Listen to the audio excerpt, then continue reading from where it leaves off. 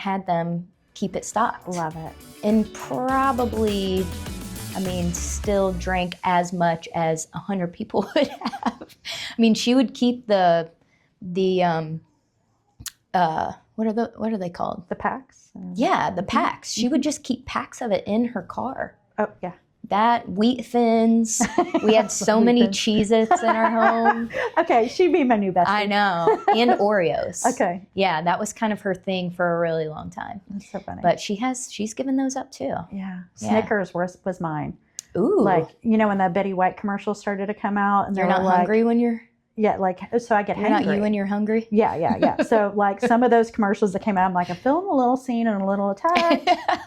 And to the point of my son for Christmas this year he went to some international candy store and bought all the different types of Snickers from different countries for my Christmas gift this year, which was super thoughtful. That's cool. And I felt guilty because he gave it to me after I gave up all my sweets. So I'm like, every once in a while, I'm like, I'm going to do this. You want to be here he's like, yes. He's like in it. So do they have different flavors from different countries? Yeah. They got different flavors, and then they have like different, they have like one that has strawberry in it. And, really? Yeah. There's like strawberry cream. I don't know. They're interesting, but I'm kind of more of I like a Snickers. Yeah. Like I'm just like. OG. But I very much appreciate the thoughtfulness. I'm like, I feel seen. I know. Mm-hmm. Well, you're one of those people that gives very thoughtful gifts. You probably put a lot of time and effort whenever you're giving a gift, I'm sure. Yeah. Yeah. So you were talking about some of the speaking engagements you have coming up. Mm-hmm. What's one that you're really excited about?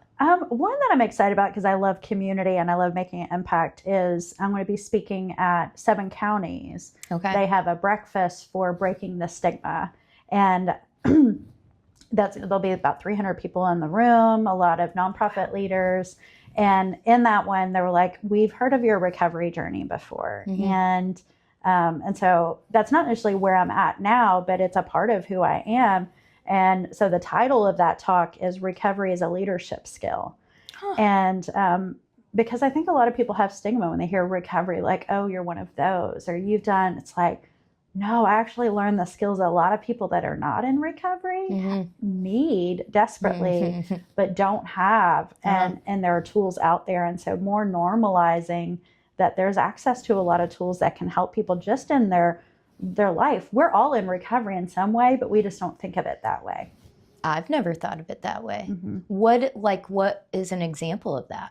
Well, so let's say you've gone through a breakup. Mm-hmm. You have to recover from the emotional heartache of that. And what does life look like after that? And how do you navigate friendship dynamics? Do you share friendships? How do you navigate assets? What does that look like? Mm-hmm. So you are, in essence, in recovery after that. After a traumatic event, you're in recovery. Yeah. But even leaving a job, you get fired from a job, you're in recovery after that.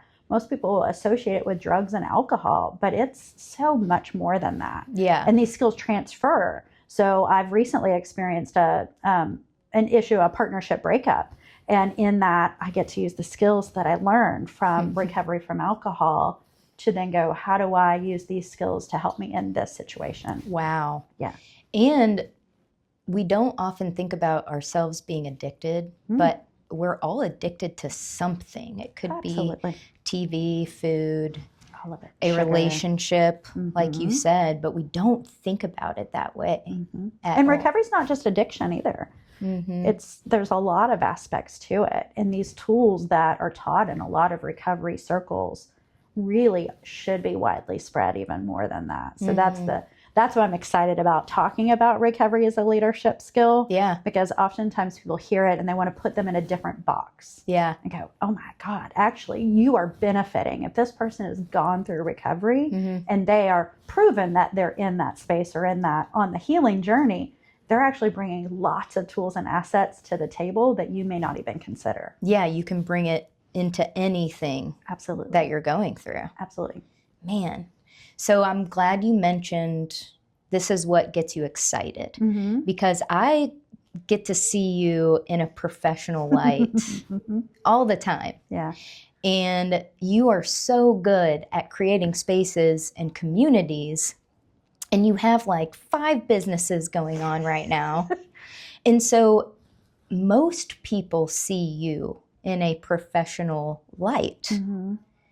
But I want to know, what gets you excited outside of work? What makes you light up to talk about? I love this. Well, so I do word of the year every year and I always pick a word. And I was leaving an abusive marriage. This was several years ago. And one of the realizations that I had was I didn't know how to play. I had forgotten what play actually looked like. So I made my word of the year playful one year. And I actually invested in a therapist that would host what she called traumedies. And it was like a comedy that used your trauma to create a comedy, like improv sketch out of it. But I didn't do that. However, I was really close to doing that because I would have to travel and I didn't necessarily have the funds at the time for that. But what she did was, I was like, but I need to learn how to play. And a lot of people that have experienced trauma, they lose what play looks like. They don't know how to play. I've been the parent. I've been the leader of my family since I was 3. I've taken on very adult roles very, very early on. So I lost the childhood essence and had to relearn it as an adult and go, what is play? So when someone asks me, like, what do you do outside of work? I'm like, I really have to think. Like, I have to be intentional for it. But there is an answer to it. But she put me through this 6-week course with some other women, and we had to do playful things like put on costumes and sing and dance and just be playful. And I'm like, get you out of your comfort zone. And one of those things I realized is I love, like, Halloween's one of my favorite holidays. Okay. Because I love to dress up. If you give me a theme, oh my gosh, like that's where like I light up. Give me a theme and I'm all over it. I think one of the members here is hosting a themed event for the Labyrinth, and I already sent it to my husband. I'm like, what are we going to be? So where play comes for me and like what I do outside of it, me and my husband even do role play date nights. Oh my gosh. And so I've created a book. I'm an author of a book on role play date night, and not like weird, it's more of a, you learn how to communicate when you're not just you. You get to kind of have an outer body experience of going, if I were this airline pilot that was flying into this city and I wanted to have a date night with this country girl that was coming in, like we would pick our roles and we don't even know. We'd meet up at a bar or a restaurant and meet up at the bar at the restaurant. And we would spark up a conversation as if we'd never met, and then we are playing that role. And then afterwards we debrief and go, what was that like for you? What did you learn? And it allows you to communicate in a different way. It allows you to really listen and pay attention to their features and what they're saying and their expressions, even if they're acting out of character. It's just a fun way to be playful, especially in relationships if you've been long term. So we do that.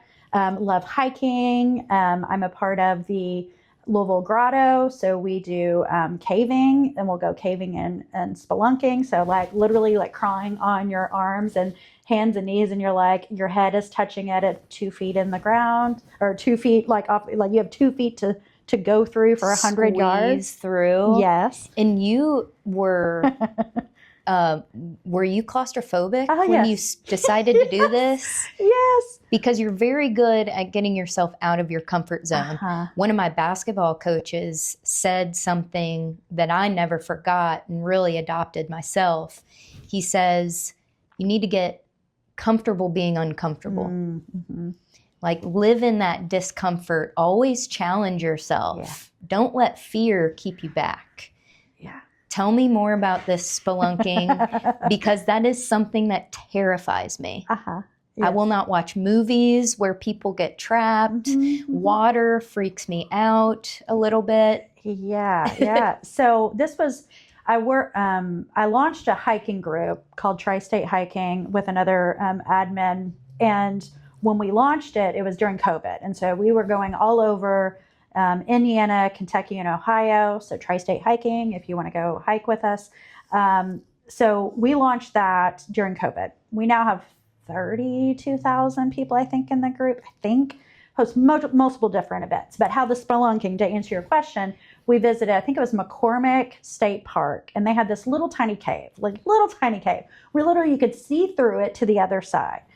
And I'm like, okay, well, I wasn't planning on caving, but other people are going through. Let me explore it. And all I had was my cell phone for a light. Like, we weren't prepared to go caving. No helmets, no knee pads, the things that you really need. But I'm like, all right, I can see the exit. I'll be fine. Well, I started to hyperventilate in that. And I'm like, oh, fear unlocked. Okay. Awareness that there's something here.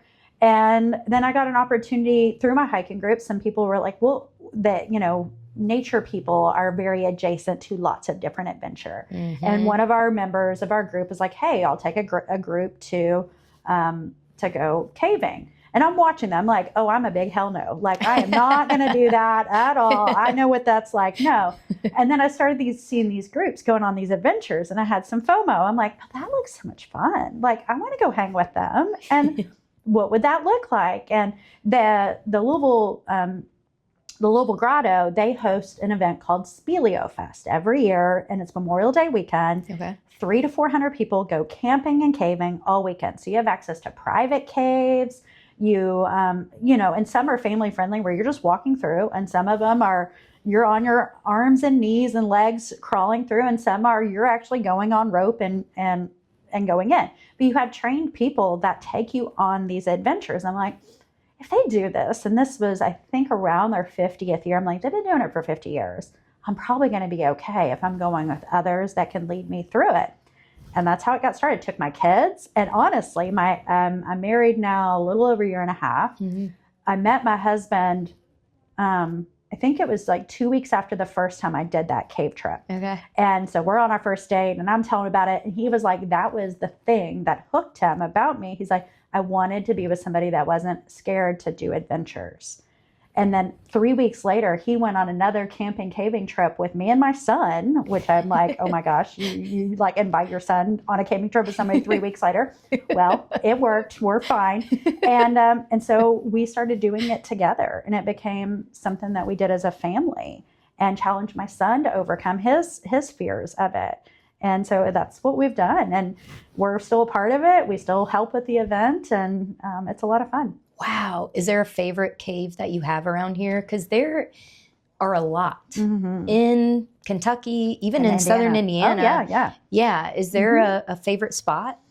There's one called McCamish, which is in, so the Louisville Grotto has their own property. They have like 60, 80 acres. They've got live caves on site. So you can go caving for the weekend and already have access to caves just going there. Like, if you wanted to go with me, I could take you as a member. We could go caving and enjoy that on a weekend, no problem.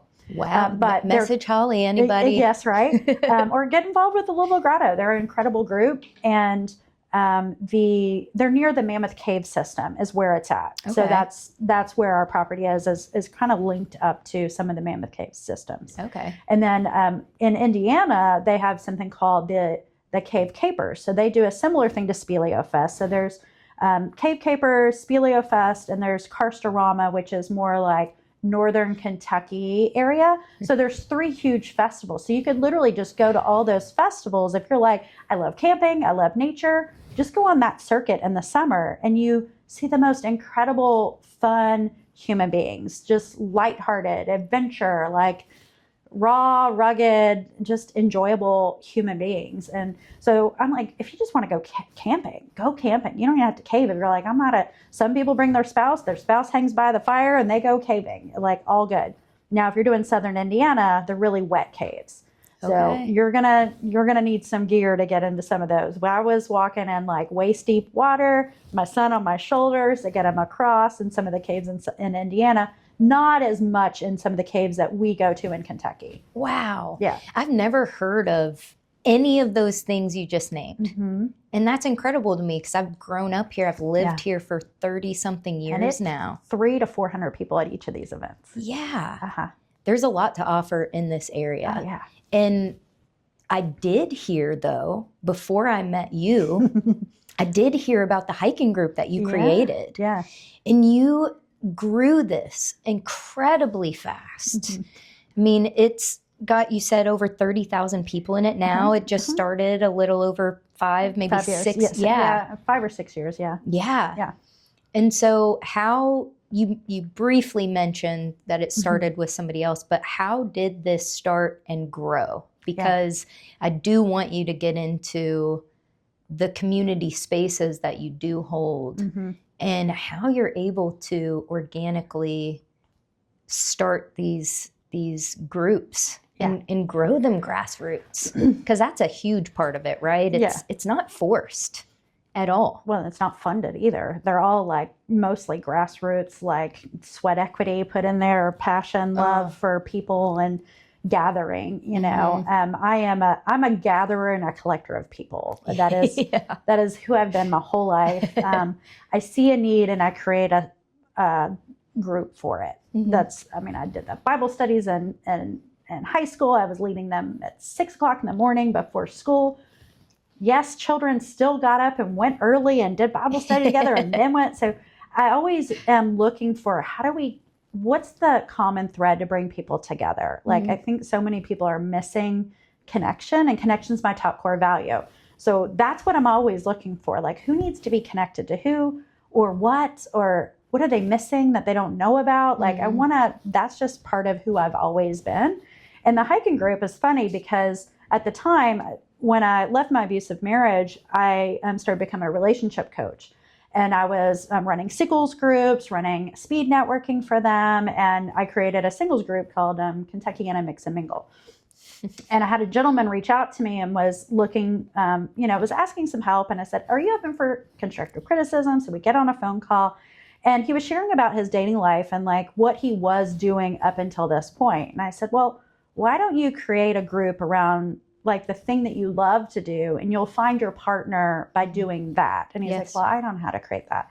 So Nick and I created the Tri-State hiking group. The next day I was like, well, I know how to do it. I'll create it for you. So we created the structure. What did it look like? Now and very transparently, I want to give him so much credit. It blew up way more than what I anticipated. I'm thinking like, we're just going to do some things, like we'll make it work. I did not anticipate 30,000 people. He manages it mostly. Like, I help when like fires need to be put out. I don't get to go as often. And so like, he's really kept it going. I'm an admin on paper. I'm a founder on paper, but like, I want to give him credit to that. He's really kept it going. But I helped create the structure around it. Like, what do the events look like? How are we going to show up? What are our boundaries around it? We are one of the most emotionally healthy hiking organizations in our region. There's been a lot of other ones that are like, it's just toxic. And so that's what I create, is more psychologically safe environments for us all to thrive. Like, that's super important to me. But it came from the idea of he needed to meet somebody. He didn't know how to do it. I created the group for him. Last July, he got married to his wife, who he met in the group. And we've had, I think, 5 or 6 marriages of people that have met in this group and got married to the people that do the things they love to do. Yeah. Talk about cool data. Yeah, right. Yeah. And I love how you're very good at using experiences, whether good or bad, to learn from them, and you use it in everything that you do as well. And you have explained that you are a connector. You are a super connector. Anybody that knows you is going to find that out very quickly. I got to know you through an accelerator program, but we quickly built our relationship beyond that to where now you are hosting a monthly group at the Root. Yeah. And talk a little bit more about the WOW network and the types of communities that you enjoy creating. Yeah. Because you are very intentional. You are very good at setting boundaries and making things very inclusive, but clear about what the intention is. So share a little bit more about what you're creating now. Yeah. So WOW Network was created 3 years ago. A little over 3 years ago. Met my counterpart at Startup Week. And at the time, I was a relationship coach. And I was like, I'm needing a safe space as a woman leader to be vulnerable and say, I don't have it all figured out. Where do those exist? Where I don't have to spend $10,000 to be a part of a mastermind, to be able to find out that they either are there or they're not there. You don't know. So I'm like, okay, well, maybe if we create a community where we can find those people, then that's what we'll do. Well, I had no idea that WOW Network would be would grow as quickly as it did. So it's the WOW Network Women Leaders of Kentuckiana. And we started hosting events because I'm like, that's what I know how to do. I've always been doing events. Since I was a kid, I've been the event planner.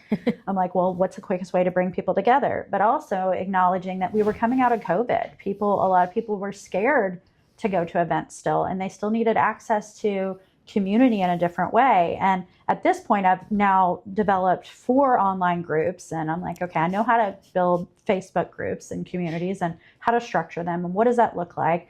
And so we created the WOW Network, and we're now almost 4,000 members in the group. And we host between 3 and 6 events a month. And predominantly, I'm doing the work. Now we're building a board, which I'm super freaking grateful for. So because it's not, we call it Women Leaders of Kentuckiana, not Women Leader of Kentuckiana. Mm-hmm. So it's really important to me, but we need to do it intentionally. I didn't want to just slap people together that are like, yeah, I'll do it. I needed it to be intentional so it kept the integrity of what the group is. We are different and unique than many of the other groups, and we love all the other groups. We collaborate with all the other groups.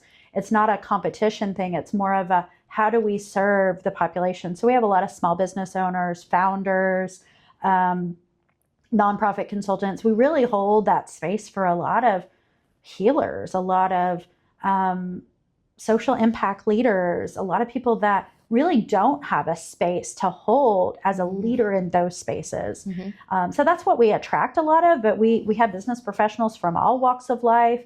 And we host panels, educational panels, collaboration events, lunch and learns, just coffee meetups, just lunch meetups, and want to hear your why, not just like a 30-second pitch and then there's a transaction. It's all about building a relationship. And through that, that's where we build the strong connections, and that's how we support the whole ecosystem. The community ecosystem is the way I look at it. Mm-hmm. That's why I was so happy to partner with The Root, because I'm like, oh, and I actually met you the first time when you had a podcast hosted downstairs. Marty Jackson. That's right. Had a podcast. And that's when I first heard your story. Mm-hmm. And because the way you planted the seed of that story, when I had the opportunity, and that was like 4 years before I did I don't even know how long ago it was. Maybe it was 5 years ago, 6 years ago when that happened. Mm-hmm. That was the first time I ever came under The Root. And I knew your core values after that event, that when I saw the cohort come up last year, I was like, no brainer. I know she aligns with my values. So I want to see how I can be involved in this organization. Very cool. Yeah, you never know the impact you're having on somebody, especially whenever you're being authentically you. Yeah. And people remember that moment. Mm-hmm. And there are so many connections. I like to call them collisions here, because you truly don't know who you're going to see in the space every day. Yeah. But you get to create groups like that. Mm-hmm. You are intentionally creating these collisions with people. Mm-hmm. Yeah. Are there any other events that you hope to do this year that you haven't? Because you've done a million things already. What else is on your goal checklist? Yeah, I was just on a call with somebody on the way in here.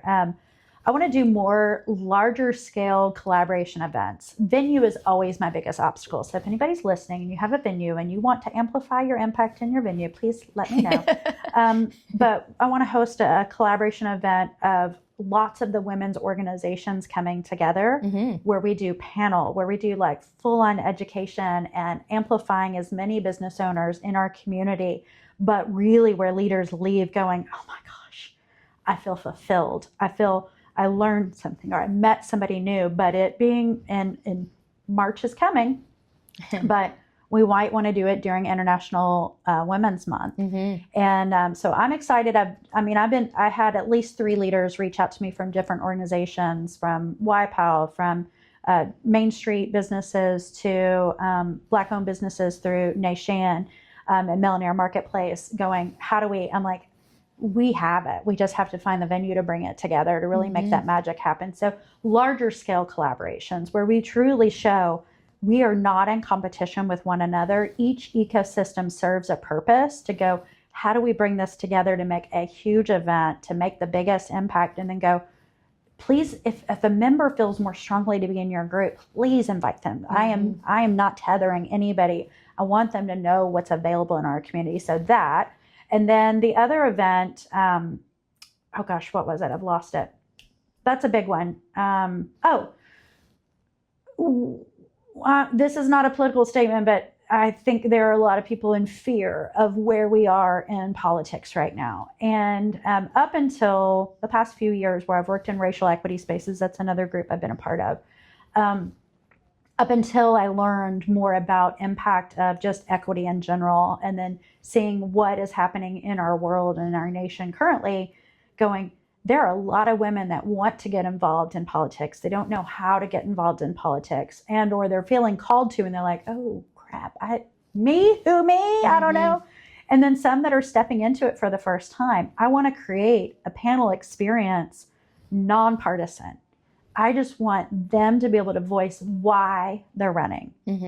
What is the mission for them? What impact do they want to make? I want to give voices to all women leaders who are running for office in our area, in our region, and bring any woman that wants to know and hear and go, I want to make an informed decision on who I'm voting for, and I want to know why, and I want to know that they can and what's going to happen. So that is like, if I can make that happen, that would just be the pinnacle for the year for me. That one is so important because we do polarize ourselves, and we tend to have one point of view. Currently there or present. Rarely do we have all viewpoints. And then, like you said, the public or the attendees can make an educated decision. It seems like, especially when you get online and you're watching the news, it's the most extreme and the loudest people. Or the one that has the most funding. Or the ones that have the most funding, exactly, that are the ones that get heard. But I really am of the belief that most of us are more center than we realize, and we have way more in common than what we do not have in common. And those are the voices that need a microphone and a megaphone to get that message amplified. And we need more nonpartisan and political, because yes, we shy away from those types of conversations a lot. But that's why we're where we're at. It's because we have. I'm just saying. Yeah, well, it's hard to have a conversation with somebody you disagree with and not get angry and not think differently about that person because of who they voted for. And it is just important to understand that we can still disagree and tolerate or still maintain a relationship, a friendship with those people. Because that's how we impact our everyday. We're going to come in contact with people that we don't agree with, we don't have the same beliefs, but we still have to live with those people. We have to integrate with those people. And that's I'm glad you're doing that event. Well, I'm hoping. Hopefully. I need a venue. So again, venue, that's my only obstacle. So if you're like, hey, Holly, I got some ideas and I've got a venue. Hey, Holly, I've got some ideas. I can bring some people your way. I'm good with bringing people. I just need the space. So That's right. And that's why we complement each other very well. I've got the space. Okay, I want to go back to, you mentioned tabletop gaming, which you and your husband have done an incredible job. Again, not only you with the women's group, but creating community and experiences and around things that maybe draw professionals, but it has nothing to do with work. And you guys have started this good tabletop gaming group. It doesn't revolve around alcohol. It is very family friendly. You're into role playing. Like, you are very game oriented. So what's a favorite game that you like to play? Because the way you set the event up is that you all have multiple game tables set up. People who come get to choose which game they get to play. So you've probably played all of these games. A lot of them. You would think I did. So my husband, love him, and I had no idea that I was into nerds until I met him. And I'm just saying, don't discount the nerds. Like, if I could do it all over again, I would have been looking for the nerd the whole time. And I didn't know I was nerdy until we met. And I'm like, oh my God, I'm super nerdy. Like, that's so fun. But he has about 150 games just in our game library. And we don't do a whole lot of like the traditional role playing like D&D. Now we can, but that's not necessarily what this is. This is tabletop gaming. And I'm not talking Monopoly, and I'm not necessarily talking Risk. But we have things like Carcassonne and Settlers of Catan and Sushi Go and a wide variety of games. So you don't have to have this, you don't have to have the knowledge of the game. The thing that I love, and this is the vulnerably sharing, something I find sexy about my husband is how he can educate others on the game, how patient he is, and how good he gives direction on it. Being an introvert, because he's not as outward as I am, which is good, because we would be a lot if he was anything like me in that way. But to see him be able to lead in that way is like super sexy to me, because his kindness and his compassion and the way he educates the game. So no matter what your learning skill is, he is so patient on teaching the rules and what it looks like. And most people that come to the games have never played that game. People are like, well, I've never played it. I'm like, good. Then you're at the same table as everybody else that has never played that. Yeah. And we bring a variety of different games to the table to go, okay, if there's different skill sets. And then my son, who's 10, plays these games with us and often beats us. And he's a big fan of that. And something about me, as much as I value collaboration over competition, I am very competitive, like super competitive. So I'm not going to let you win. I'm going to play to win. I don't care what age you are. I'm going to play to win, but I'm also going to celebrate when you win. Yeah. You know? But that's kind of how we ventured to you because NAWBO Park. NAWBO Park, if you're not familiar with it, you need to go out and see it, is a tech park. And my husband like leaned into that. He works in software development at Ford. And he was like, part of the reason why he chose Louisville, because he came from Detroit, was because they had Nerd Louisville. They had game stores. He looked for communities where there was nerds. Like that, literally, he told me that. Like when he was doing research, and such a nerdy thing to do, like look for the city that has nerds.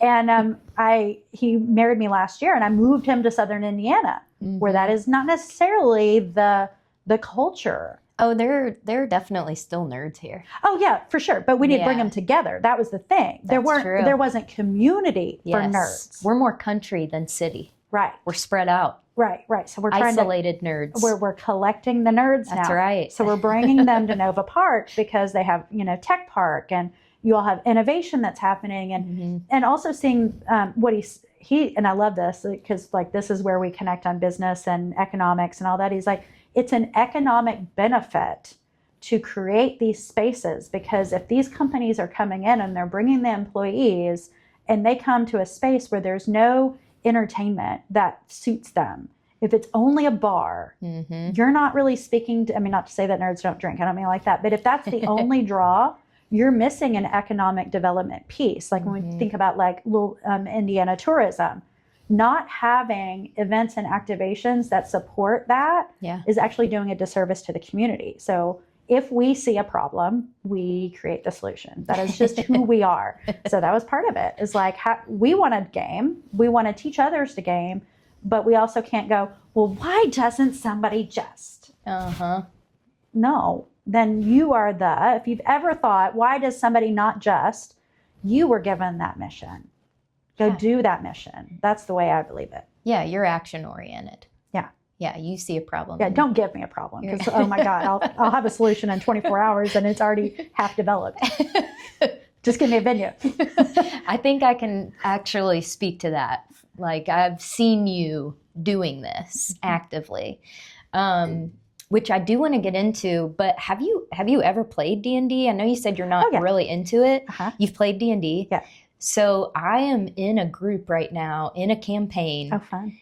And I'm with another member here. Oh, fun. Who I pretty recently found out that she played and wanted to get more into it. But it is one of the most fun games that I never realized I would love, especially as a creative person. Talk about getting uncomfortable. Yeah. It really gets me out of my comfort zone.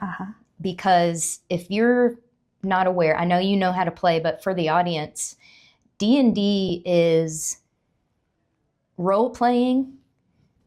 It's problem solving. It's a story that's getting told that you are leading the story. The decisions that you make affect the outcome. And it's a pick your own adventure. It's exactly my favorite books growing up. And there is a dungeon master. So they're the ones that are ultimately controlling the game. They're the ones that are introducing you to characters. Because I try to explain this game to people, and it's really hard to convey what's actually going on. So people are around a table, typically groups of 4 to 5, and then you have the dungeon master. Everybody gets to pick character traits. You get to pick your class. You get to pick your race. So I am a flamekin Fun. cleric. Oh, yes. That's a fun mix. Yes. So I am a creature that is like charcoal gray, flaming orange hair, and I chose like gray blue eyes. So I'm like fire and ice. Love it. And I'm into martial arts. So my character is capable of casting spells, but the way I choose to play it is that I don't want to engage in battle if I don't have to. And I want to use my hands a lot more and do more physical combat, grappling, that kind of thing. But one of the best ways that you can describe how it actually works. So say the dungeon master begins the story, and then they say something like, and then, Holly and Bridget, somebody walks into the podcast studio carrying a basket of kittens. And you also notice in their shirt pocket, there's a stack of cash. You know, what do you do? And so then we might say, well, we want to pet those kittens. We like kindness. Yes. But in order to do that, the DM might say, okay, well, you know, roll the dice for it. And if you roll high, then maybe, yeah, you get to pet that kitten. But if you roll low, maybe that kitten scratches you and you take some damage, or the person reacts in a negative way. So you're really having to learn how to improvise, which leads me back to that creative part. You really have to think on your feet. There might be a reason why he described you, the person having that stack of cash in their pocket, and they're leaving breadcrumbs for you. Little clues. All along the way.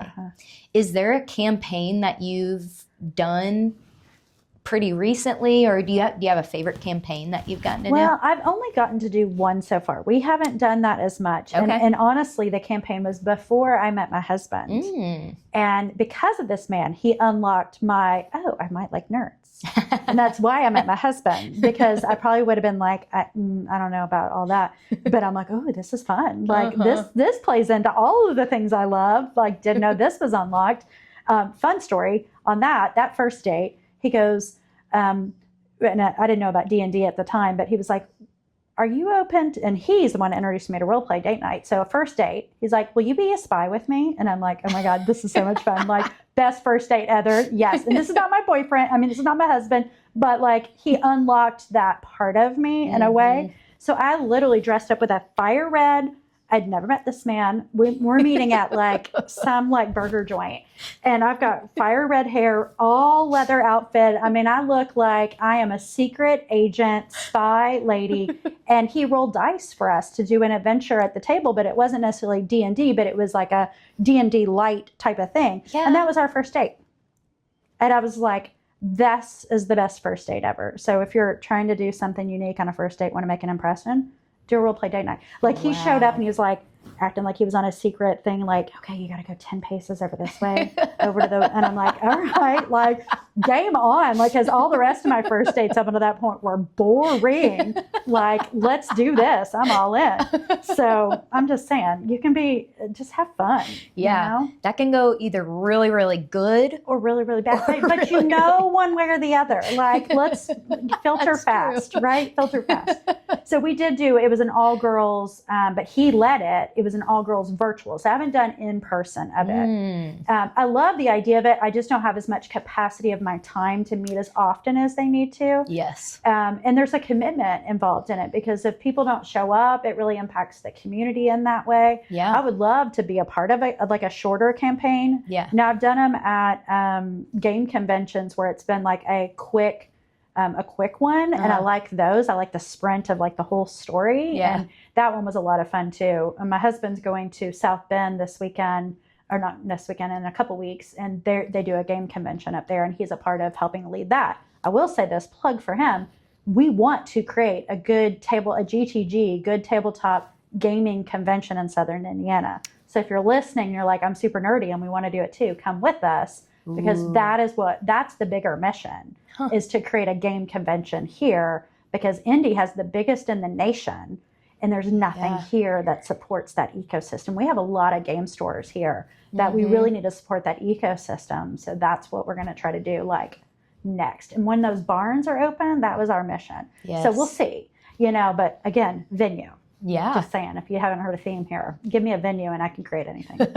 I need to connect you to Brian after this. He has a really cool interface that involves gaming. Fun. And live streaming. I never knew how interested people were in watching other people play games on YouTube, on Twitch. My eyes were really opened when I did get introduced to D&D. It's a whole economic thing. It is. And how big Magic the Gathering is.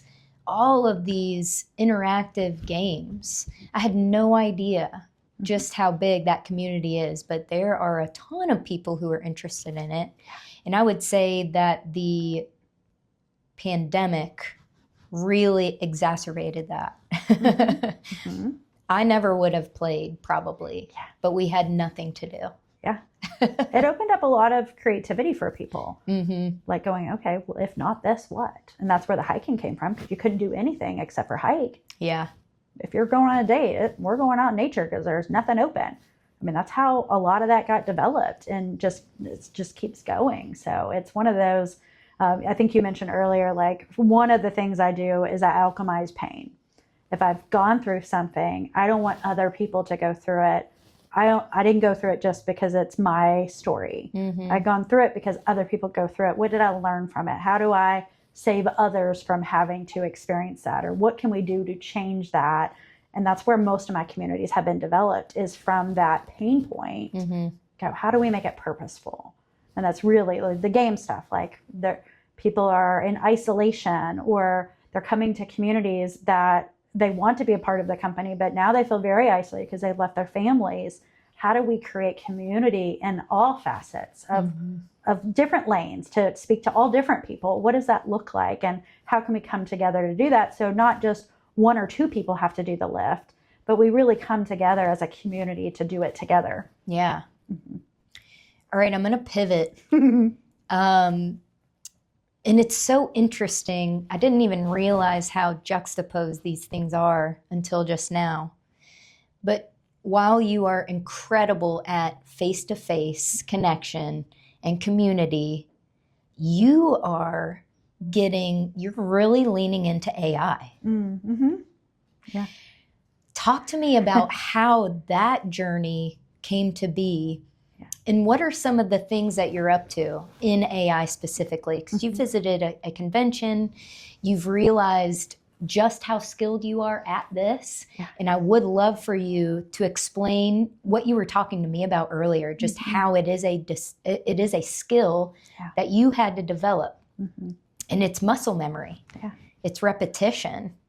And so get into that. Yeah, I love it. Once ChatGPT became public, when you think of generative AI, it's been around a lot longer than what the general public knows. Like generative, or just AI in general, has been around for decades and decades. So when it became public, when ChatGPT became a public thing that we could have access to, really the biggest hook for me is I'm neurodivergent. So to write in a way for other people to understand me, I would mix things up. It wouldn't make sense. I struggled with, how do I communicate what I can feel in my body is what I'm trying to communicate. How do I write it in a way that people can receive it?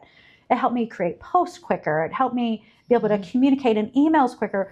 There went from a time for me to respond to an email where I was like, I hate email, because it would take me a week to respond to an email, where now I can respond to it in 30 seconds. Now, I don't rely solely on AI to give me the exact results. It's more of I'll verbalize it. I love the audio feature where I get to share it from my voice, and it writes it in a way that it's grammatically correct, in a way that speaks who I am. When I look at it and go, that is me. Oh, you made me brilliant. But it is me. It is my authentic voice.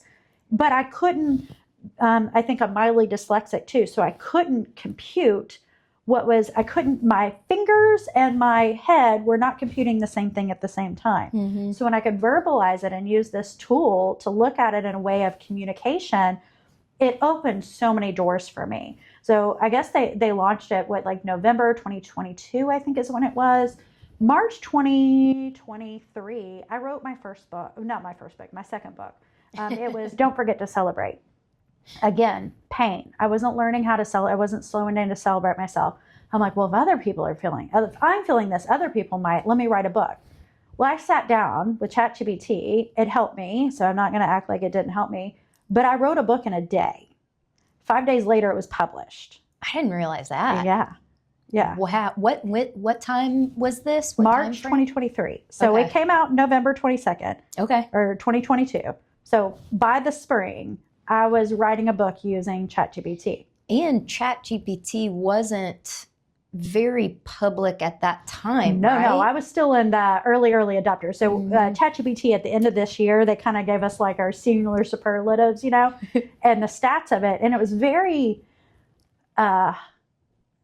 validating. Maybe that's a better word for it. I was 0.001% of early adopters for ChatGPT.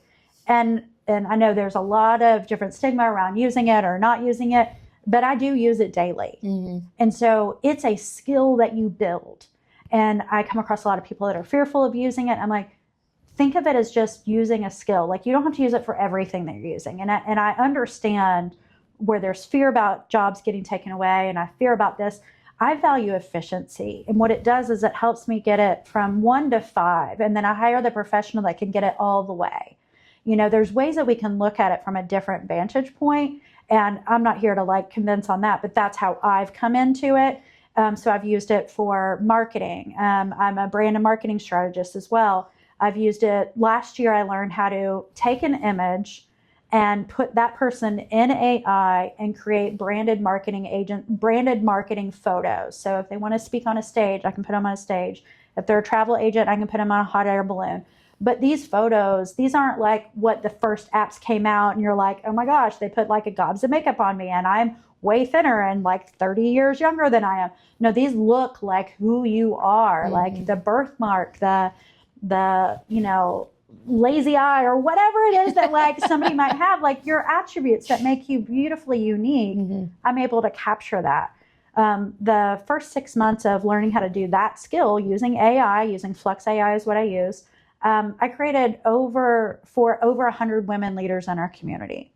They're on TED stages. They're on book covers. They're on speaking panels. They're on magazine covers using these images that their family and friends and people don't even know that they're not theirs. That's how good I've gotten at creating. And now I know a lot of people that know how to do this skill. They've learned how to do the A, B, C, D, plug it in, make it happen. They still hire me to do it because I'm so skilled at the prompt engineering to make it look like them.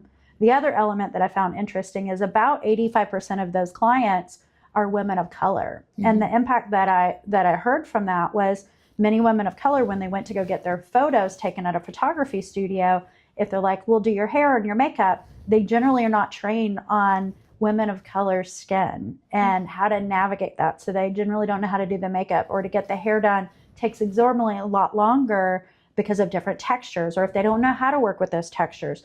There's so many more barriers for women of color to get true branded photos for themselves. It's not, this is not a knock on anybody, that it's just, there are more barriers, period, like to do that. And that awareness of being able to create, to remove that barrier so they can go build that website that is going to help them with their business. That if that's the only thing holding them back from doing that, like, oh my gosh, what a blessing. So AI for me has opened doors not only for myself but for other business owners, other women leaders to be able to step into. And I've had many that go, now some of them do output maybe skinnier versions of them. And so I give, transparently, I tell them I give them like 12. I end up giving them 100 because I want them to choose from and see which ones actually align. Because not all of them do. I'm not going to say that they all do, but a lot of them do. And what they come back to me and said, you see in me what I've been seeing for myself, but I needed to see it in a like vision of it for them to become it. Yeah. And they're like, you have changed the way I look at myself. So there's so much power in images and the way that we show up with using it. And then if you're like, oh my gosh, I don't want to use it for work at all because I don't want to feed into that. That's fair. You can take a picture of your refrigerator and go, help me figure out what to make for dinner tonight. And it will literally look at it and say, you can do these recipes based on these ingredients. I've developed my own podcast studio in my basement so I can do podcasting for like thought leadership. On when I have an idea come up, I can go downstairs and go do it. I did it by taking pictures and going, this is what I'm trying to do. It gave me an entire material list, how much it would cost, how do I build it, what equipment do I need, just by taking pictures of this space underneath my stairwell. Yeah. I mean, there's no excuse anymore. We have access to a lot of things. The fear is real, like not to minimize the fear. And, ethical AI, those are things that I'm learning and making sure that I'm cognizant of. So I get all of that, but I also I don't want people to have so much fear that they're paralyzed and they don't take action, because the not knowing actually might be more detrimental than the knowing. And it is a skill build. So I didn't realize this till I went to a couple conferences. I went to one, a women in tech one, and there was an AI person leading it. And she asked the room, like, who all's done this? Who all's done this? And people were raising their hand.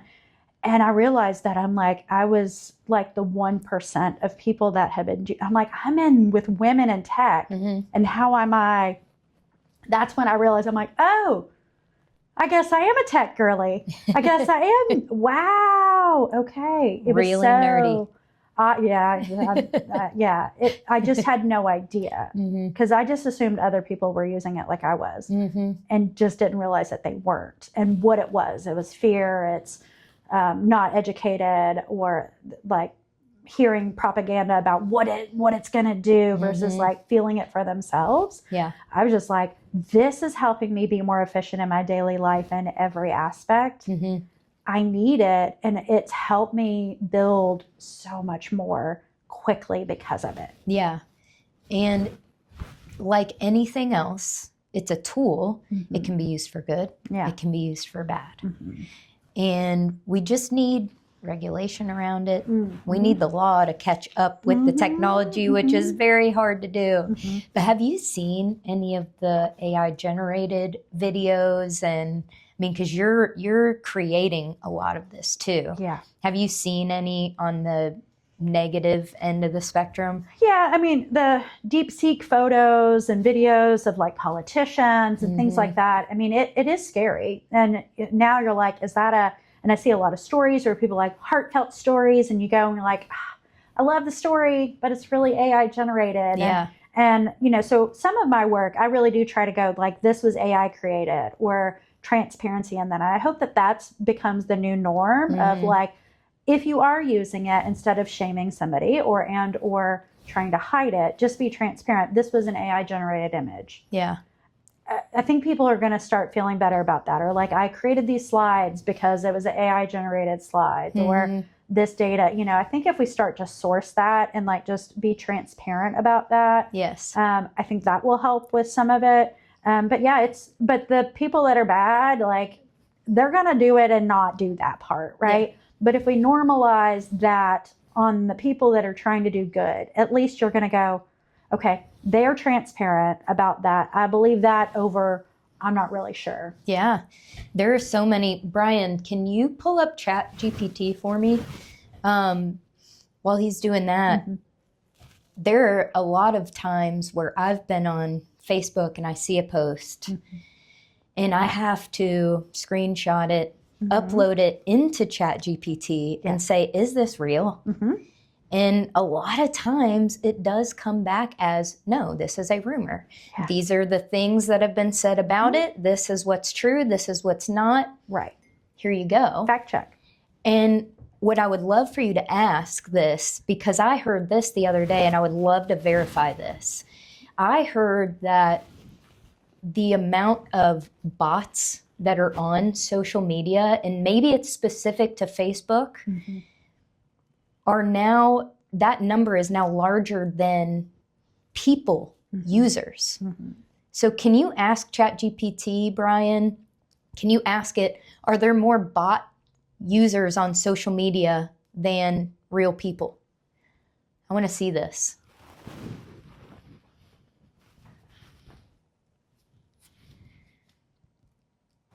Oh, okay.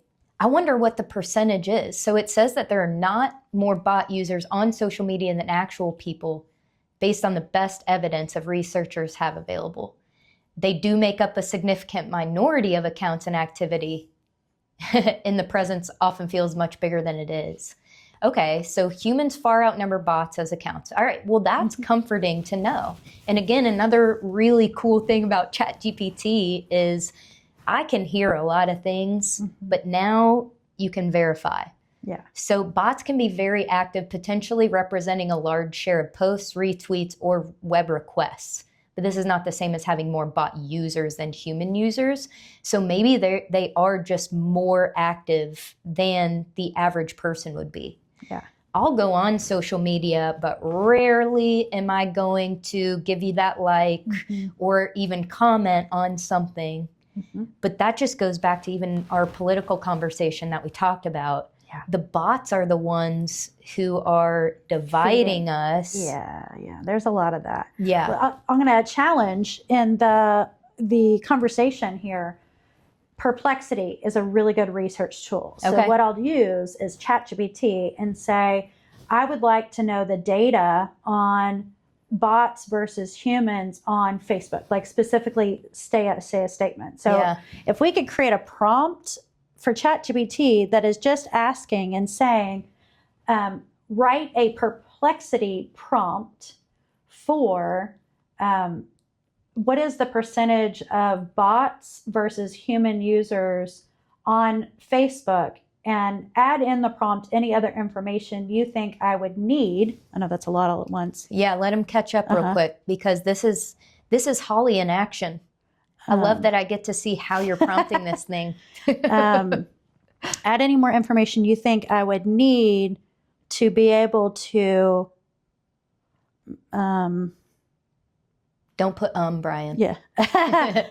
Write a perfection. I usually use voice text when I'm doing this. Write a perfection prompt, percentage of bots versus users.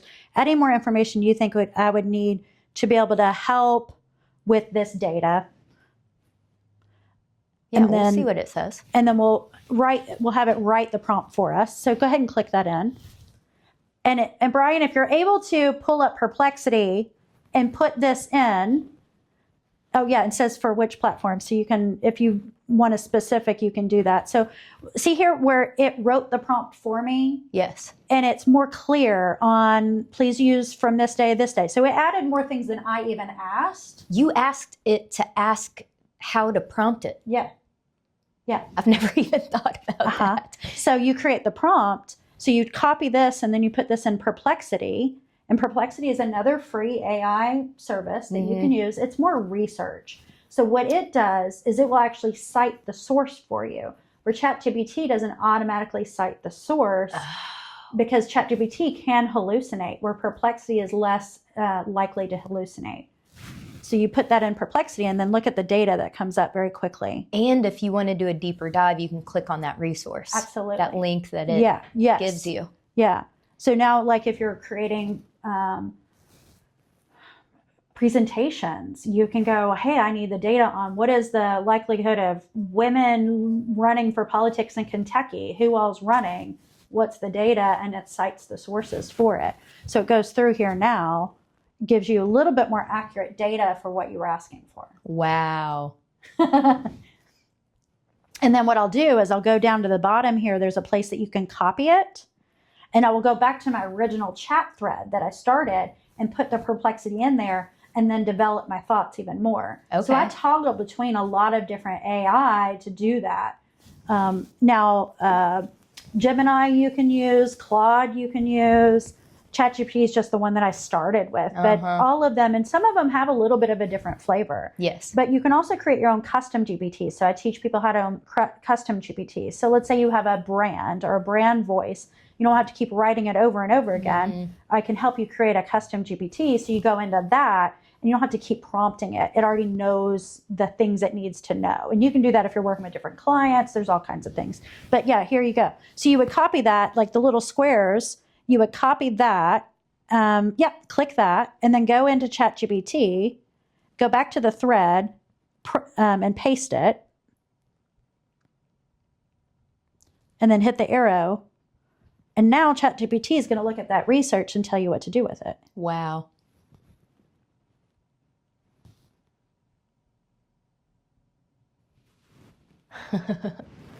So it's a way to fact check too. It is. You're utilizing the best aspects of these search engines, so to speak. Yeah. To verify further. Yeah. Or to create your own thought leadership around it. So you could say, if I've created a framework and I think it's unique. Is this, anyone's ever done this before? What does that look like? What references are similar that I can learn from, not to steal from, but to learn from, or what's already happening. So, it really helps you expand on that. Wow. Yeah. That's all I can say. Wow. There's so much to still learn. I think you're going to have to come back to the root and put on some AI workshops. Love it. Some sort of course, because it's not going away. Yes.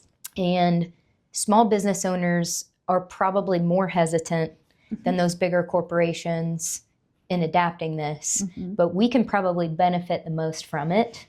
Yeah.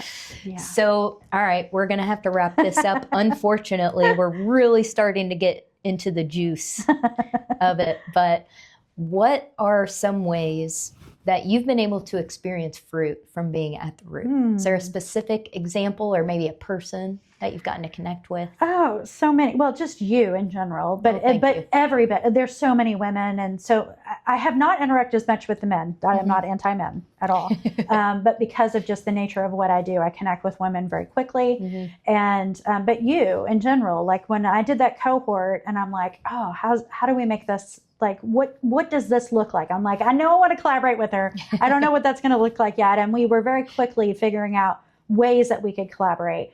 But my current business, Collab Code, and the framework that I created from that came from being a part of that cohort. Like the idea came from being there. That is, it'll be a $5 million business next 3 to 5 years. The idea came from being a part of that cohort. If I was not a part of that, that may not have come. So like you are a massive part of developing the opportunity for that to happen. And then the connections that you've given me just outside of, you're a super connector too. I'm like, hey, I have an idea. You're like, I got a person. I'm like, oh, you're like me. Like, oh my gosh, we're sisters. To go, oh, that's amazing. And it's reciprocal. And then Michelle Finn is one of the members here. Oh my gosh, I could just name off like all kinds of people that have been here. I know you run the book club, and I know many of the people that come to the book club, and meeting a lot of people from the Indiana Business Center, and what they do for the community and the networking and being able to host it here, just so many like impact leaders under one roof. I know Robin Miller's in this space. April Starks is here. I love her. Like the women, Suzanne, the women, and there's men, but the women are who I've connected with so far. So men, if you're listening and you're like, we haven't got to know her yet, like let's book someone one time. But it's all of it. It's the people. It's the people. But if you haven't noticed the theme from this whole entire call, it's all about the people. It is. It's all about connection. And how cool is it to be in the position to say, I've got a guy for that. Yeah. Don't give me a problem, because I've got like, you'll leave with like a list of 5 names and I'm like, okay, I'm going to tell him you're calling. Like, we're going. Yes, but how helpful. So if we can support you in any kind of way, what would that be? Is it going to a website that you have? Is it signing up for one of the groups that you've been able to start? What are a couple of maybe events, action steps, or speaking opportunities that you have where we could support you, we can attend, we can give you a follow, we can send you a message? What do you have coming up in the spring? Yeah, I would say going to my Collab Code website. Okay. My Collab Code website, there's a free quiz on there called Collab Styles. What's the Collab Code website? TheCollabCode.com. Okay. TheCollabCode.com, and you go to the resources, you'll find the quizzes. Take that quiz, because that quiz is a free quiz, and it's going to help you understand how you collaborate. Because if you know how to collaborate well, you can be a part of my mission of learning, like helping make an impact in our community. So I want to work with other people that understand about themselves and how they collaborate. And if you've done that and you're like, oh my gosh, I have something I want to collaborate with you on, fantastic, let's come to talk. Let's figure that out. Let's go, if you have an idea, Holly, I want to create this thing, how do I make it happen? Let's talk about that. Let's figure out what that looks like. You know, a bunch of us nonprofits are coming together to create a collective for that. For me, it's about, and if you're listening and you have venues and you're trying to get people to your venues, let's look for some ways we can collaborate on that. Currency is not, money is not my currency, but I have a lot of other currencies that are of high value. That's my biggest barrier, is like, if I have a venue, I can create it and I can make it happen. And so if you're sitting here going, I've got a venue and I need people and I need things or programs, bring me in. Let's ideate what that would look like, because we need more activation in our community. Yes, we do. So go to the Collab Code, follow me on The Holly Hartman on Facebook, Instagram, LinkedIn. I swim on all of those. I've got lots of other businesses that we haven't even talked about. So we can do, I'm realizing my boundaries. I'm starting to do 15-minute calls, phone calls, going, do we have some alignment? If we do, let's schedule some time. And I'm finding that's going to be more efficient for me for this year. So if you heard something and you're like, I just want to get on her 15-minute call list, send me a message and let's see what we can do. Yeah, we barely scratched the surface with you. Yeah. And what you're capable of, what you're already doing. We're going to check back in with you at another time. Yeah, and we're going to see how the Collab Code is doing. Yay! Thank you. Thank you, Holly. Appreciate it. Awesome. I have to go to the bathroom so bad. I will be right back. Don't leave. Go hang out in there. We'll chat for a few more minutes unless you have other things you have to do. That was good. Yes, so good. Thank you.